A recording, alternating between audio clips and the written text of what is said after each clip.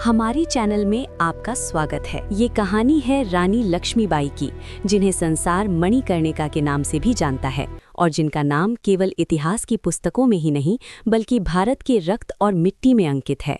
ये कथा 19 नवंबर 1828 से आरंभ होती है, जब वाराणसी में एक मराठी ब्राह्मण परिवार में मणिकर्णिका का जन्म हुआ। उनके पिता मोरपंथ तांबे पेशवा बाजीराव द्वितीय के दरबार से जुड़े हुए थे। उनकी माता भागीरथी बाई का निधन मणिकर्णिका के बाल्यकाल में ही हो गया। माँ के स्नेह के बिना बड़ी होती मणिकर्णिका ने बचपन से ही साहस और स्वतंत्रता को अपना सहचर बना लिया।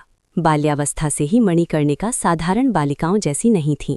उनका पालन पोषण पहले वाराणसी और बाद में बिठूर में हुआ, जहां पेशवा का दरबार स्थित था। यहीं उन्होंने घुड़सवारी, तलवारबाजी और शस्त्र विद्या का प्रशिक्षण प्राप्त किया। नाना साहब और तात्या टोपे उनके साथ ही बड़े हुए। ये एक कम चर्चित तथ्य है कि इन तीनों के बीच बचपन से ही एक क्रांतिकारी चेतना विकसित हो रही थी। मणिकर्णिका को छबीली कहा जाता था, क्योंकि उनकी आंखों में सदा आत्मविश्वास की चमक और चेहरे पर दृढ़ निश्चय झलकता था।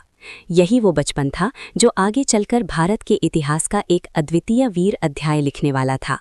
1842 में मणिकर्णिका का विवाह झांसी के महाराजा गंगाधर राव नेवलकर से हुआ और उनका नाम लक्ष्मीबाई रखा गया। झांसी उस समय बुंदेलखंड क्षेत्र की एक छोटी किंतु महत्वपूर्ण रियासत थी। रानी लक्ष्मीबाई ने राज्य के प्रशासन, सेना और प्रजा की समस्याओं का गहन अध्ययन किया।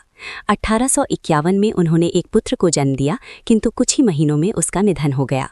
ये उनके जीवन का पहला गहरा आघात था। इसके पश्चात 1853 में महाराजा गंगाधर राव का भी देहांत हो गया। मृत्यु से पूर्व उन्होंने एक बालक दामोदर राव को गोद लेकर अपना उत्तराधिकारी घोषित किया, किंतु ब्रिटिश ईस्ट इंडिया कंपनी ने इस निर्णय को स्वीकार नहीं किया। गवर्नर जनरल लॉर्ड डलहौजी की डॉक्ट्रिन ऑफ लैप्स के अंतर्गत झांसी को ब्रिटिश साम्राज्य में मिलाने का निर्णय लिया गया। ये वही नीति थी जिसके माध्यम से अंग्रेज अनेक भारतीय रियासतों को हड़प रहे थे। रानी लक्ष्मीबाई ने इस निर्णय का कठोर विरोध किया।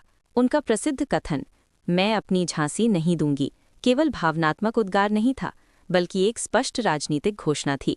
उन्होंने ब्रिटिश सरकार को पत्र लिखे, अपने अधिकारों की मांग की, परंतु उनकी बात अनसुनी कर दी गई।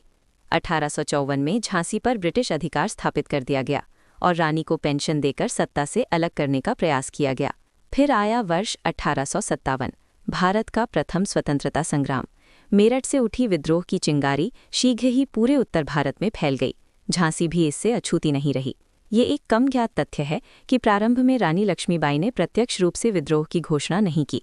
उन्होंने पहले झांसी में व्यवस्था बनाए रखने का प्रयास किया, किंतु जब झांसी में ब्रिटिश अधिकारियों और उनके परिवारों की हत्या हुई और उसका दोष रानी पर मढ़ने का प्रयास किया गया, तब उनके पास मौन रहने का कोई विकल्प शेष नहीं रहा। मार्च 1858 में ब्रिटिश सेना ने जनरल ह्यू रोज के नेतृत्व में झांसी पर आक्रमण किया। रानी लक्ष्मीबाई ने स्वयं अपनी सेना का नेतृत्व किया। ये दृश्य अंग्रेजों के लिए अभूतपूर्व था। एक रानी घोड़े पर सवार, हाथ में तलवार लिए, अपनी सेना की अग्रिम पंक्ति में खड़ी। झांसी का किला कई दिनों तक घिरा रहा। रानी हर रात सैनिकों के साथ रणनीति बनाती, स्वयं मोर्चों पर जाकर उनका उत्साह बढ़ाती और घायलों की देखभाल करती। अंततः सैनिकों और संसाधनों की कमी के कारण झांसी सा पतन हो गया। यहीं से रानी लक्ष्मीबाई के जीवन का सबसे रोमांचक और वीर अध्याय आरंभ होता है। एक रात अपने दत्तक पुत्र दामोदर राव को पीठ पर बांधकर वे घोड़े पर सवार होकर झांसी के किले से कूद पड़ी। ये केवल पलायन नहीं था, ये इस संकल्प की घोषणा थी कि संघर्ष अभी समाप्त नहीं हुआ है। वे कालपी पहुंची, जहां तात्या टोपे और नाना साहेब की सेनाएं उपस्थित थीं। वहां पुनः संगठन हुआ और अंग्रेजों को कड़ी चुनौती दी गई, परंतु अंततः पीछे हटना पड़ा। इसी कथा के मध्य यदि आपको लगता है कि ऐसी वीर गाथाएं स्मरण रखी जानी चाहिए और भारत के वास्तविक नायकों को भुलाया नहीं जाना चाहिए, तो इस वीडियो को लाइक अवश्य कीजिए और चैनल को सब्सक्राइब कीजिए, क्योंकि ये कहानियां केवल इतिहास नहीं, हमारी सामूहिक जिम्मेदारी हैं। मई और जून 1858 में रानी लक्ष्मीबाई ग्वालियर पहुंची। ग्वालियर उस समय एक अत्यंत महत्वपूर्ण सामरिक केंद्र था। रानी ने वहां के किले पर अधिकार कर लिया और दामोदर राव को पेशवा के रूप में घोषित किया, किंतु ब्रिटिश सेना ने उनका पीछा नहीं छोड़ा। 17 जून 1858 को कोटा की सराय के निकट अंतिम युद्ध हुआ। रानी लक्ष्मीबाई घोड़े पर सवार होकर सैनिक वेश में युद्ध कर रही थीं। बाद में अंग्रेज सैनिकों को ज्ञात हुआ कि जिस योद्धा से वे जूझ रहे थे वो कोई पुरुष नहीं बल्कि झांसी की रानी थीं। युद्ध के दौरान वे गंभीर रूप से घायल हुईं, परंतु उन्होंने अपनी पहचान शत्रु के हाथ लगने नहीं दी। उनकी इच्छा के अनुसार उनका अंतिम संस्कार गुप्त रूप से किया गया, ताकि अंग्रेज उनके शरीर का अपमान न कर सकें। रानी लक्ष्मीबाई की मृत्यु के साथ 1857 का संग्राम शांत हो गया, किंतु उनकी गाथा अमर हो गई।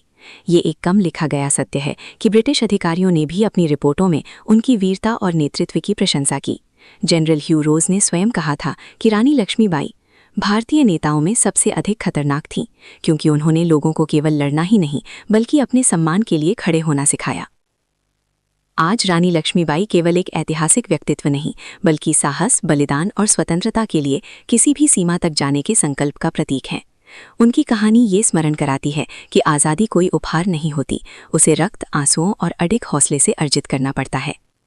झांसी की रानी ने केवल अपनी रियासत के लिए नहीं बल्कि आने वाली पीढ़ियों के लिए तलवार उठाई, और शायद इसी कारण जब भी भारत में स्वतंत्रता, शौर्य और नारी शक्ति की चर्चा होती है, रानी लक्ष्मीबाई का नाम सबसे पहले लिया जाता है। एक ऐसी रानी जो जीवित रहीं तो वीर के रूप में और शहीद हुईं तो अमर बनकर। Thanks for watching.